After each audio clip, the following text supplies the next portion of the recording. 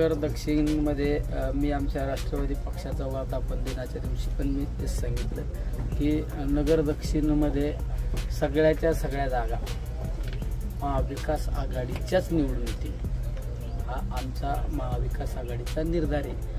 अनेक इच्छुक असतात, प्रत्येक पक्षात इच्छुक असतात, प्रत्येक आमच्या महाविकास आघाडीमध्ये आदरणीय पवारसाहेब, आदरणीय उद्धवसाहेब ठाकरे, आदरणीय काँग्रेसचे नेते बाळासाहेब थोरात असो, नाना पटोले असो, या विचारातून ही महाविकास आघाडी तयार झाली आहे। कुठल्या पक्षाला उमेदवारी जाती त्यापेक्षा आम्हाला महाविकास आघाडीचा आमदार निवडून आणायची सगळ्यात आमचं महत्त्वाचं आमच्या समोरचं एक चॅलेंज असणार। मला एकच मी तुम्हाला सांगू इच्छितो, या महाविकास आघाडीमध्ये कुठली बिघाडी होणार नाही।